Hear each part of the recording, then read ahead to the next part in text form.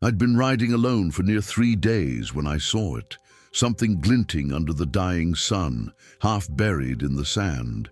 Out here in the Nevada desert, the only things that shine are rattlesnakes and trouble, and I'd already had my fill of both. My horse, Dusty, didn't like it, ears twitching, muscles tight under the saddle. I figured it was just scrap from some unlucky prospector's cart, until the damn thing moved. I dismounted slow, keeping my Colt loose in its holster. The object was smooth, silver, and warm to the touch, though the air around it was cool. Then I heard it, a faint hum, almost like a heartbeat. I brushed away more sand, and that's when I saw her. Not a woman in the way you'd expect, but close enough for my mind to scramble for sense. Her skin had a pale glow to it, and her eyes, Lord help me, her eyes were the color of lightning in a summer storm. She was unconscious, tangled in strange bindings that seemed to pulse like they were alive. I'd seen plenty of prisoners in my day, but never in chains that looked like they'd been woven from light itself. Every instinct told me to walk away, but something deeper, something I couldn't name, made me cut her free. The moment I did, her eyes snapped open and the desert didn't feel empty anymore. It felt watched. My name's Jack Mercer, 30 years old, born and raised under a sun that burns the truth into a man whether he likes it or not. I've been a ranch hand, a trail scout, and once or twice, a hired gun. I'm not proud of everything I've done, but I've always lived by one rule: don't get tangled in someone else's mess.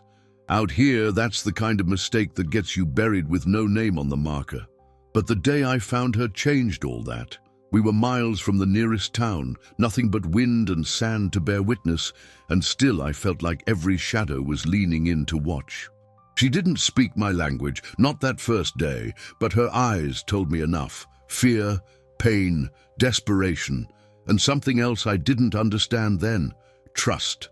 I didn't know who had left her there or why.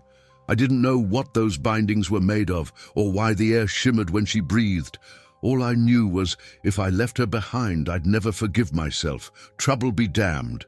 If you stick with me, I'll tell you how a lone cowboy ended up with the whole desert, and maybe the whole world, gunning for him. This ain't just about 6 shooters and dusty trails. It's about a stranger who wasn't from any place I'd ever heard of, and how meeting her tore my life wide open. The desert has a way of making a man feel like the last soul alive. That night, after finding her, the horizon was nothing but black velvet stitched with stars, and the silence pressed on my ears like a heavy hand.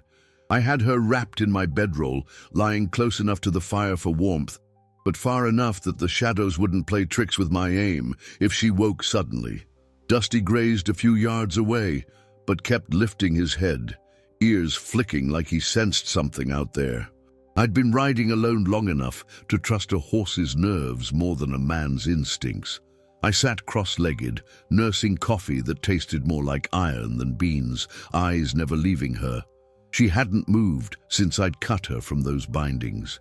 Every so often, a faint shimmer would ripple across her skin, like moonlight dancing on water, and I'd feel my gut twist. I didn't know if that meant she was hurt, or if it meant something was still holding on to her from wherever she'd come from. The bindings themselves lay in the dirt beside me, no heavier than twine but stiff as bone, still pulsing faintly even without her in them. I'd seen rattlers with less menace in them. Around midnight, the wind shifted, carrying a low hum I first thought was my ears playing tricks, but then Dusty froze mid-chew, head high, nostrils flaring. The sound wasn't like any coyote's yip or desert owl's cry. It was steady, mechanical, and growing louder. I doused the fire in a heartbeat, shoving sand over the embers until the dark swallowed us whole. She stirred at the sudden cold, her eyes snapping open, pupils wide, glowing faint in the starlight. She looked straight at me, lips parting like she wanted to speak, but instead she pointed toward the northern ridge. Her hand trembled, not from weakness, but urgency. I followed her gaze, and sure enough, 2 faint lights floated just above the rise, moving too smooth to be lanterns, too low to be stars. My fingers brushed the Colt, but something told me lead wouldn't mean much to whatever was making those lights. I stood slowly, every muscle tight, and motioned for her to stay low. She didn't. Instead, she moved beside me, silent as a shadow, eyes fixed on the ridge. The hum deepened, almost matching the beat of my heart, and I realized it was more than sound. It was in the ground, in my boots, in my bones. A breeze swept past us, but it was warm, carrying the faint metallic scent you only get after lightning strikes. That's when one of the lights flared, bright enough to paint the sand silver, and a shape descended behind the ridge. I didn't wait to see what stepped out. I grabbed her hand, warm, almost burning, and pulled her toward Dusty. We moved quick but careful, keeping low until we reached the saddle. I swung her up first, then mounted behind, heels digging in before the wind from the ridge shifted again. The hum didn't follow us at first, but I knew better than to think we'd shaken it. Out here, the desert keeps your sins, your secrets, and your mistakes. And that night, I just made the kind you can't ride away from. We rode hard for an hour, moonlight throwing long shadows over the broken land. Every few minutes, she'd glance back, her expression tightening, like she could see something I couldn't. I didn't ask questions.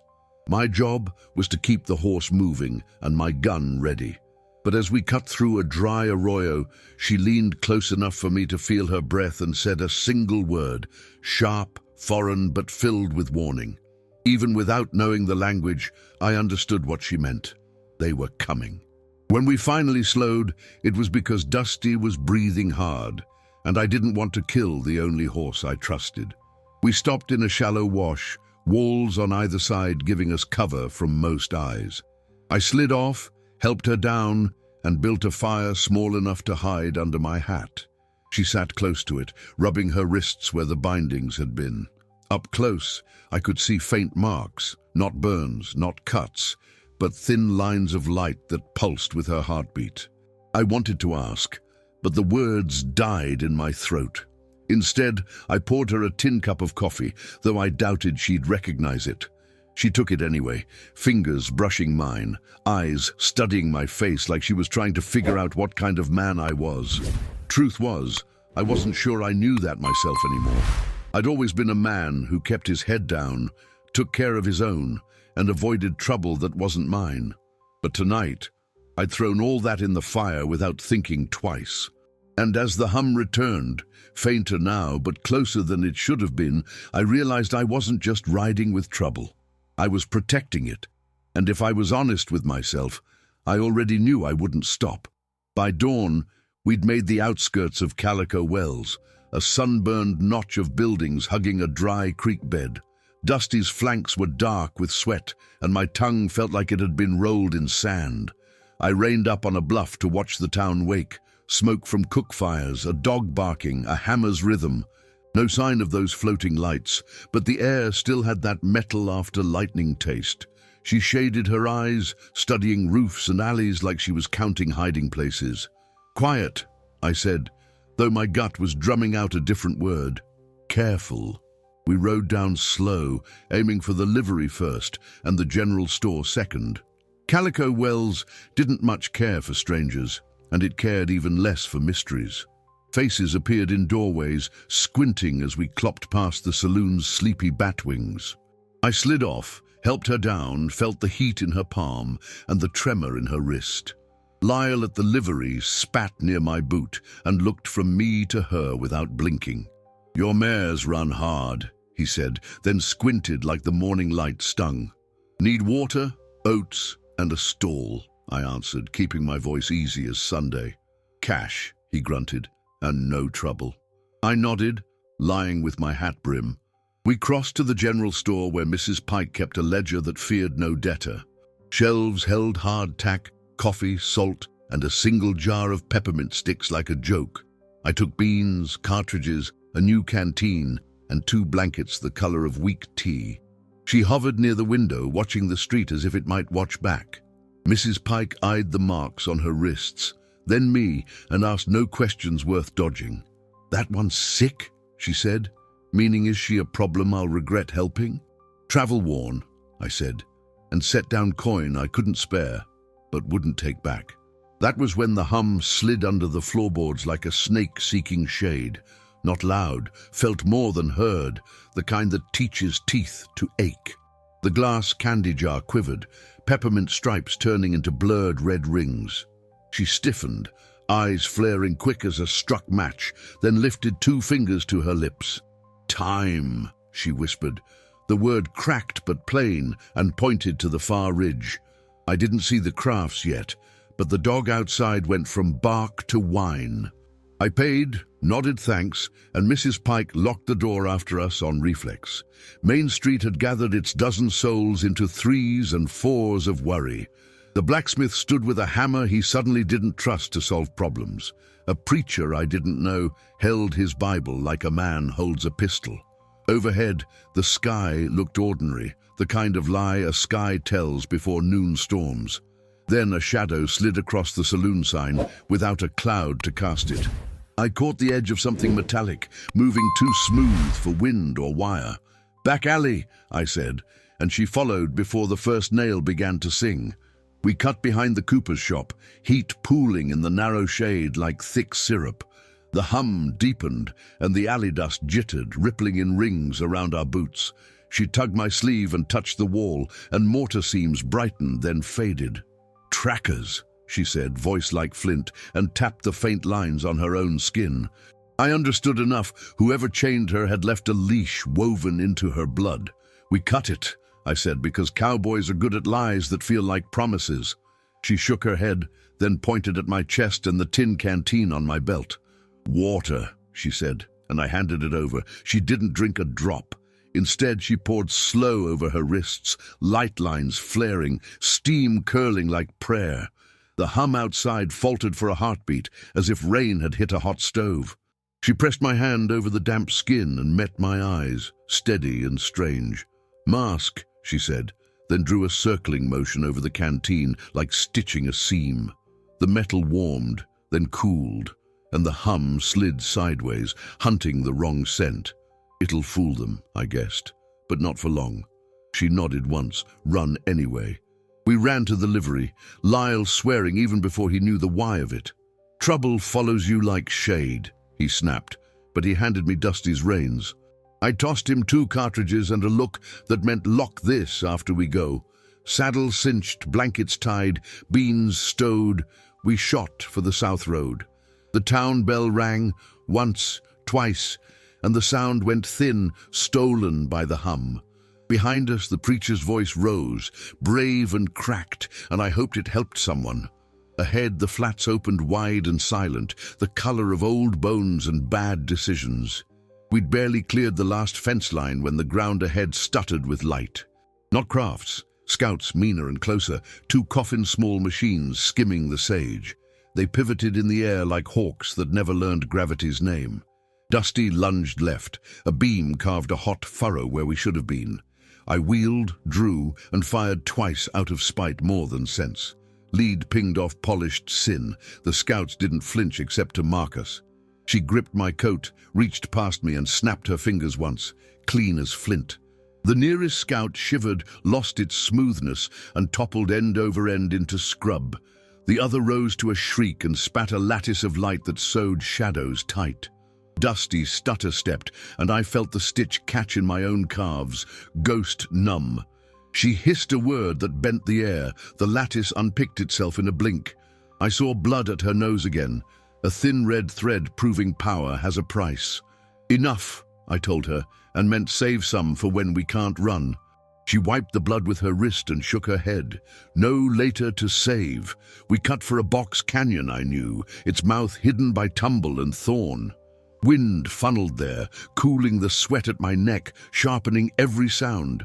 I slid out of the saddle and listened until the world sorted itself proper. Far off, new engines, bigger, blended with the old hum, hunting with confidence. Closer, Calico Wells's bell faltered into silence, then found its voice again. I set my jaw around a prayer I hadn't used in years and checked the colt. "Here, son," I said. "We stand long enough to think like living men." She knelt and drew in the dust with a fingertip. Lines that glowed then dimmed. A circle, a crosswind, a narrow throat where the canyon pinched to stone.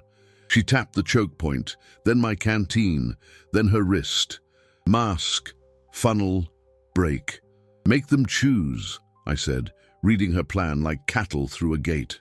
If the hunters trusted their leash, they'd pour into the narrow and lose their edge. If they didn't, they'd wait, and waiting favors folks with lungs and bullets. I stacked rocks into a breastwork and laid the Winchester where it could sing. When the scouts returned, they came low, angry and dumb with certainty. I let the first pass mark my hat, then shot the second through its humming mouth. It died like a lamp blown out, straight down with no grace to it. The canyon throat brightened, and echoes made lyres of distance and count. I breathed slow, matched my heart to Dusty's, and looked at her instead of death. She'd gone calm, the kind of calm you get after you've run out of fear. Name? I asked, because men who expect to die still want the truth. She touched her chest. Aline, she said, shaping the syllables for my tongue. I nodded. Jack, I answered, because a man should meet the world honestly once.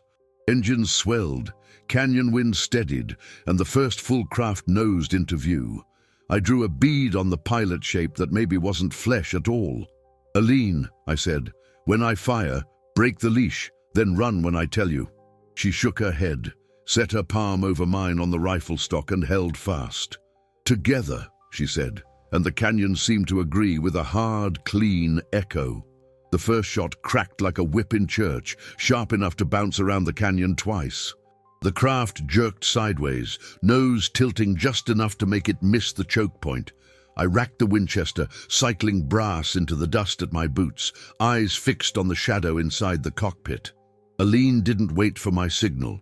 Her palms lifted, fingers curling as light pulsed up her arms. The air in the canyon throat thickened, like someone had poured hot glass into it. The craft pushed against it, engines whining, but the invisible barrier held for now.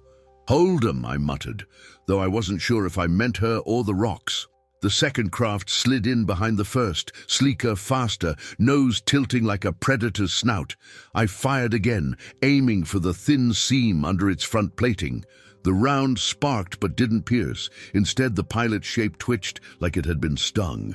Aline hissed a word I didn't know, and the canyon walls answered with a low, rolling groan. Chunks of rock loosened, tumbling onto the lead craft's hull, clanging against whatever armor it wore. Dust choked the air, blinding them and buying us seconds that mattered more than gold. She swayed beside me, the light on her skin guttering like a dying lamp. Then came the sound I dreaded, the hum, deeper now, braided with something heavier. A third shape dropped into view above the canyon, bigger than the first two. Its shadow swallowed us whole, and the wind off its descent slapped grit into my teeth. This one wasn't scouting, it was hunting, carrying something on its belly that glowed red. "Aline!" I barked, but she was already moving, scrambling toward the narrowest part of the canyon. I followed, boots slipping on shale, rifle heavy in my hands, pulse loud in my ears. The glow under the third craft flared, and the canyon floor went hot under my boots. We dove behind a ridge of stone, just as a beam cut through where we'd been. The heat licked past us, searing the edge of my coat and curling the hair on my arm. She knelt, both hands pressed to the ground, eyes shut tight. The light from her skin sank into the canyon floor, spidering outward in faint lines. The hum stuttered, and the crafts above wobbled like their wings had caught a crosswind. Rocks groaned again, but this time they didn't just fall, they rose, hovering in the air. Aline's voice grew sharper, layered, and the floating stones shot forward like a scattergun blast. One struck the lead craft's cockpit, cracking it like a canning jar under a hammer. Another ripped into the wing of the second, sending it cartwheeling into the canyon wall. Sparks and shards rained down, the sound like an anvil meeting kindling. But the third craft powered through, its red glow swelling until the canyon glowed hellish. "Aline!" I shouted again, grabbing her shoulder, feeling heat pulse under my palm. She turned, eyes wild, and pressed the metallic disc, the one she'd kept hidden, into my hand. "Run!" she said, clear as a church bell in winter air. I didn't run. Instead, I jammed the disc into the rifle's loading gate on instinct. It slid in like it belonged there, the metal humming low in my grip. When I pulled the trigger, the shot wasn't lead. It was light, white, and blinding. It punched clean through the red glow under the third craft, which buckled mid-air. Engines screamed, then cut off entirely as it listed sideways, smashing into the canyon floor. The impact rattled my bones and set a curtain of dust over everything. When the dust thinned, there was no movement from the wreck. The first craft lay silent and crooked against the rocks. The second burned in a shallow ditch. Aline sat slumped against the stone, her breath shallow, the glow in her skin fading. I knelt beside her, checking for wounds I wouldn't know how to heal. Her eyes found mine, tired but sharp enough to see through my fear. "Not done," she whispered, tilting her head toward the horizon. And sure enough, the hum was back, fainter but steady, rolling in from the desert like a storm. We left the canyon before the smoke settled, riding into a stretch of desert I didn't much care for. The land out here had a memory. It held on to bad things longer than it should. Wind moved through in slow breaths, carrying dust and the faint tang of burnt metal. Aline sat behind me, her weight lighter than it had been, and I didn't like what that meant. She hadn't spoken since handing me the disc, but her eyes stayed on the horizon. Every now and then she'd glance up, as if measuring something I couldn't see. The hum was still there, crawling at the edge of my hearing, steady as a heartbeat I didn't trust. By mid-afternoon, the heat rose in shimmering waves, and a cluster of roofs broke the monotony ahead. Paintless walls, sagging porches, and a church steeple with no bell. Hell's Acre, they called it. Last I'd heard, folks had left after the mine dried up, leaving nothing but whispers and dry wells. But I'd also heard that sometimes light flickered in the windows at night. I didn't plan on staying, but the flats offered no cover and we needed shade. Dusty's ears twitched as we rode down the empty main street, hooves sounding too loud. Aline tapped my shoulder and pointed at the church, her brow furrowed like she knew the place. Inside the church, the air was cooler, shadows pooling deep in the corners. The pews were dusty but not broken, and a book still lay open on the pulpit. That's when I noticed the floorboards near the altar, fresh scuffs, not more than a day old. Aline crouched, pressing her palm flat to the wood, her eyes narrowing. The faint light in her skin returned, tracing lines down her arm. Before I could ask, the boards rattled once, then again, like something beneath was moving. Dust fell from the rafters, and the hum I'd been hearing all day surged sharp and close. The trapdoor blew upward, smacking the underside of the pulpit with a crack. 3 shapes rose from the dark, humanoid, but wrong in the ways that matter.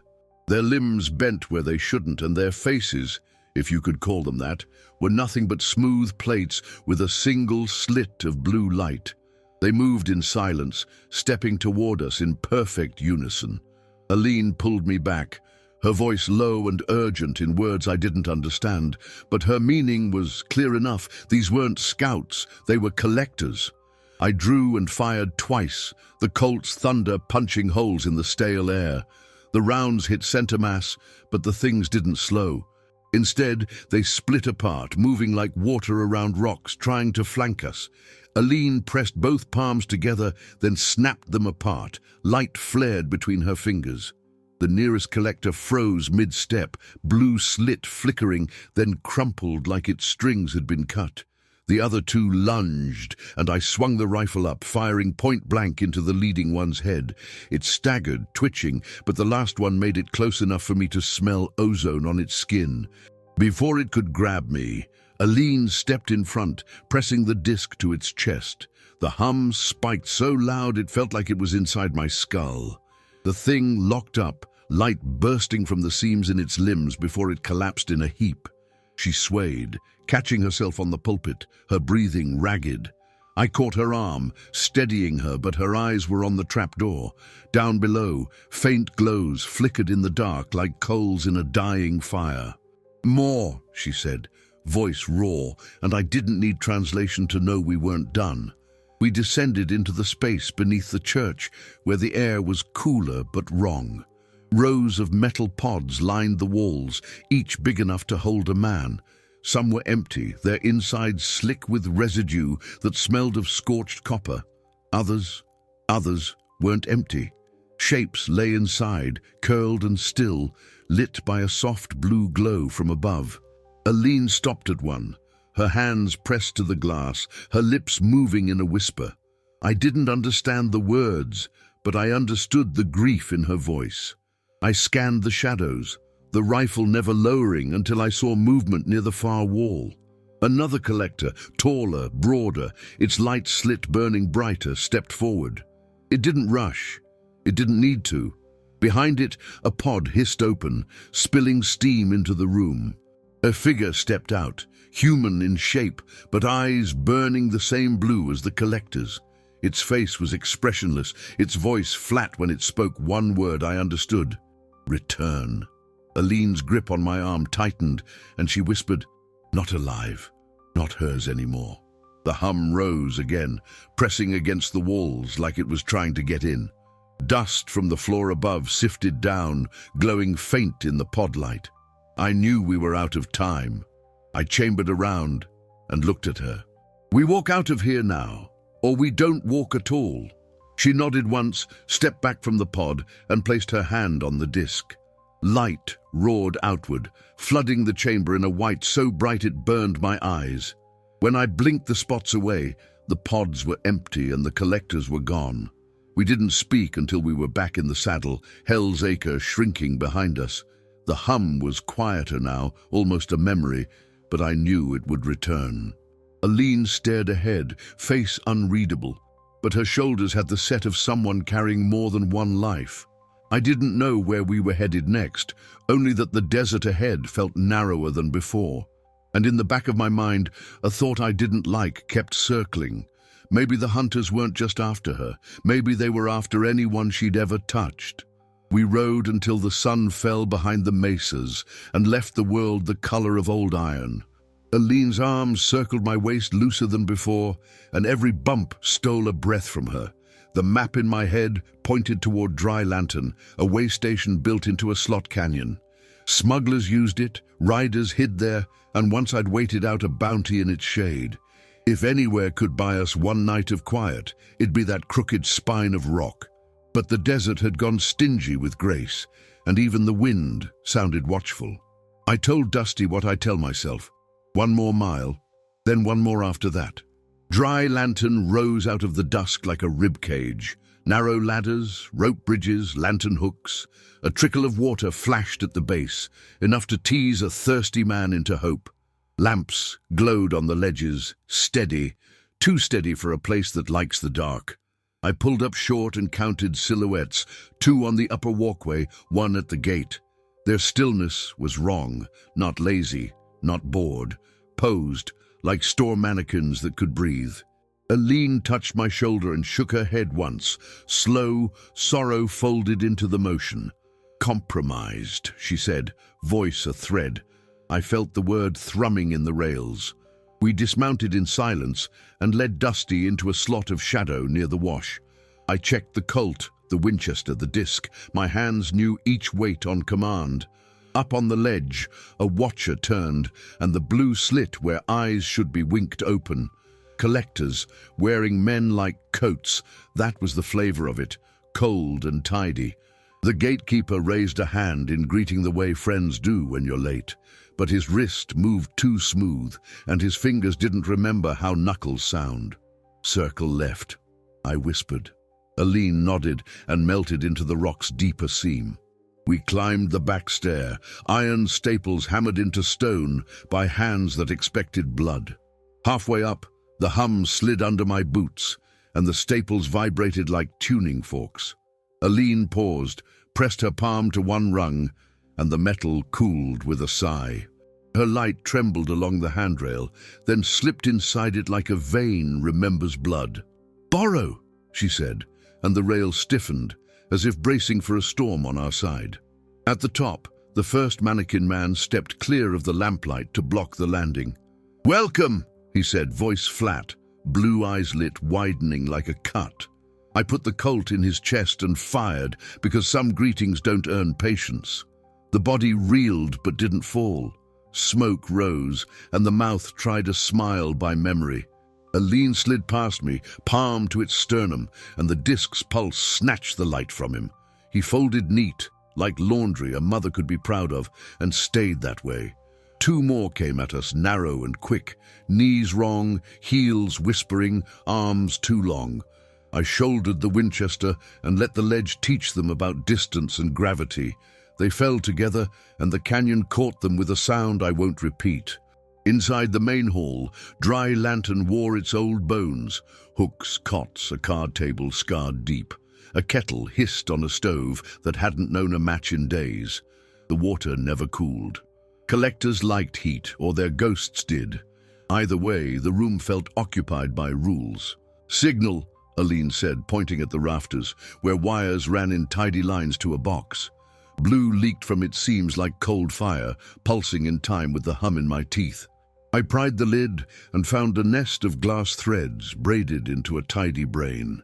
The disc in my pocket stirred, as if it recognized a cousin with bad manners. "Careful," Aline warned, but I'd already set the brain on the table like a poker pot. "Can we cut the leash without waking the kennel?" I asked, lowering the rifle's muzzle. Her eyes softened, proud, worried, a little amused at the cowboy learning new words. She laid her hands over mine, over the braid, and breathed a sound like a door unlatched. The room dimmed, the lanterns sighed, the rails outside stopped singing in my bones. For one long, holy heartbeat, the desert forgot our names, and we belonged to quiet. Then the kennel woke anyway, and the hum answered with hunger from every ledge. They arrived as if poured, 4 collectors, 2 wearing men I once drank with, 2 fresh. Behind them, a taller shape flowed, smoke glass in a coat, desert wind stitched to a spine. It bowed, polite as a preacher at a funeral, and all the lanterns leaned toward it. "Aline," it said without a mouth, inside my skull where old regrets usually live. "Return the key. The world mends. You wilt slower." Its kindness raised the hair on my neck. Aline stood very straight. The tired burned off her like dew under noon sun. She shook her head once, her voice, small and perfect. "No." We danced then. The kind of dance where partners trade bullets and light instead of steps. I cut left, drew fire, stitched lead through wrists and knees to break their borrowed balance. Aline carved arcs in the air. Symbols leapt from her skin like sparks from a wheel. The smoke glass thing tested the room, then us, then the disc all at once. It was clever, twisting my sight, doubling edges, making the floor run like water uphill. I missed, cursed, steadied, and shot the thing's reflection just to teach it manners. The real one laughed without sound. The room shrank to the size of its shadow. I tossed Aline the disc. She caught it like habit catching breath after a fall. "Jack," she said, and the name hit me like spurs, pain that makes sense. "Anchor." She pressed the disc to my chest, and its pulse hooked my ribs to the earth. The floor steadied, the lies drained out of the room. Gravity remembered its job. "Your turn," I told the smoke glass, and racked the Winchester with an argument's finality. We moved together, Aline singing through her teeth, me shooting by the bone clock. Collectors fell, the big one folded and repoured, stubborn as sin in springtime. It lunged for her, so I did the fool thing, stepped between and took the blow. Cold went through me like a river bite. My legs turned to someone else's idea of firm. The disc flared against my chest, sucking the cold back out, leaving a brand of heat. Aline's hand found mine. She pushed light through my knuckles and into the monster. It shook apart in 3 directions at once, then tried to be missed and failed. "Now," she whispered, and I saw the wires, the brain, the lamps breathing blue. I put a beam through the box. Glass screamed. The hum tore loose and fled the canyon. Silence took the room hard enough to bruise. The lantern flames stood up and saluted. The collectors collapsed like bad ideas at sunrise, leaving only men who might still be saved. The smoke glass rippled, thinner, meaner, a shadow starving under noon. It looked at Aline the way winter looks at a late calf, and decided, later. The shape folded inward and vanished, leaving dust to explain itself to the floor. Outside, the night remembered crickets, and somewhere a fox barked like nothing had changed. I realized I was smiling and bleeding and standing where I said I wouldn't die. We found the storeroom and bandaged what would keep until morning's honesty. Aline's hands trembled when she touched my side. I told her I'd had worse and lied. She laughed once, surprised by the sound, as if it belonged to someone she used to be. "Cost," she said, tapping the disc, then her ribs, then mine, then the dark outside. "Always," I agreed, "because men of dust pay in skin and time and whatever's left." We shared water that tasted like victory and pennies, sitting on crates that remembered wheat. Above us, Dry Lantern creaked like an old dog settling into a good sleep. Before the lamps burned low, I stepped onto the ledge to see which world we'd kept. Stars hammered the sky back into a proper roof. The mesas stood where God nailed them. Calico wells flickered soft to the north, a candle that hadn't drowned after all. Eileen joined me, eyes on the same stubborn constellations I grew up counting. "Home," she asked, lifting the word like a coin she wasn't sure would spend. "Here for tonight," I said, and took her hand because it was the truest thing. Tomorrow would be larger than we deserved, but we'd ride into it anyway, together. By the time the first pale line of dawn crept over the mesas, Dry Lantern was still and quiet again. The hum was gone. Not just muffled, but truly absent, leaving the air thinner, cleaner. I stood on the ledge, watching the desert breathe under the new light, every ridge and wash painted in gold. Somewhere out there, the smoke glass thing was nursing its wounds, and I knew it would be back. But for now, the land was ours, stitched together by the stubborn will of two people who had no business surviving. Aline stepped up beside me, her hair catching the sunrise like it was made for the color. She didn't speak, just slipped her hand into mine, and for a moment it felt like there was no past to carry. We had water, a horse, the open road, and a sky that, at least for now, belonged to us alone. The scars on my side ached, but they felt more like proof than punishment.